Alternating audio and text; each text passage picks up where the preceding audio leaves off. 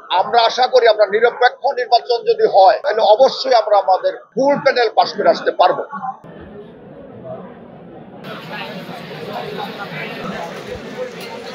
জাতীয়তাবাদী দল অংশগ্রহণ করেছে, সেই জন্য আমাদের জেলা এবং মহানগরের সকল নেতাকর্মী এখানে উপস্থিত হয়েছেন এবং ধারাবাহিকভাবে উপস্থিত থাকবেন।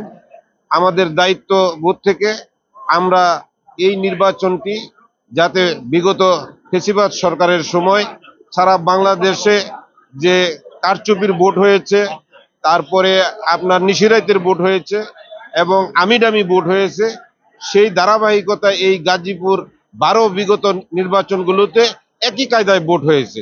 কিন্তু আমরা আশা করি সেই স্বৈরাচার খুনি হাসিনা এবং তার দোসররা এই দেশ থেকে চিরতরে বিতাড়িত হয়েছে এবং আত্মগোপনে আছে।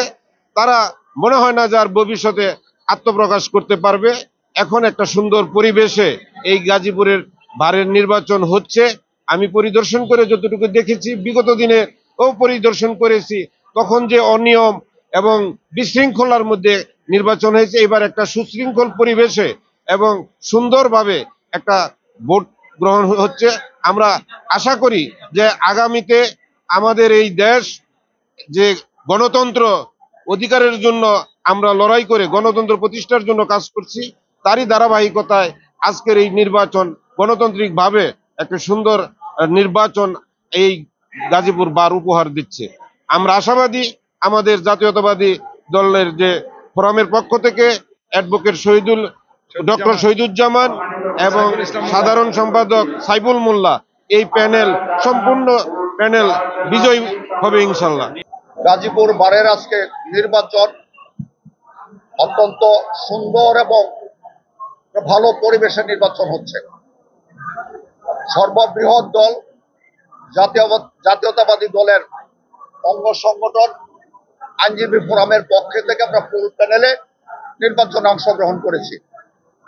সার্বিক দিক থেকে বিবেচনা করলে এবং সবাই অনেকেই জানে যে আমাদের এখানে ভোটার সংখ্যাও বেশি এবং আমাদের সাপোর্ট আরো বেশি, যার ফলে আমরা আশা করি আমরা নিরপেক্ষ নির্বাচন যদি হয় তাহলে অবশ্যই আমরা আমাদের প্যানেল ফুল প্যানেল পাস করে আসতে পারবো।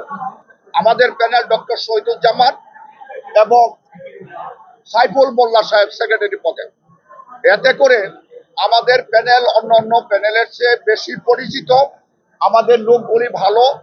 ডক্টর আর এই আইনজীবীদের মধ্যে আর কেউ নাই, দ্বিতীয় জন ডক্টর শহীদুজ্জামান আমাদের মূল প্রতিদ্বন্দ্বী প্রেসিডেন্ট প্রার্থী হিসাবে, আর সাইফুল ইসলাম মোল্লা আমরা যাকে বারবার দেওয়ার চেষ্টা করেছি, দিতে পারি নাই, এইবার তাকে আমরা সুযোগ দিয়েছি।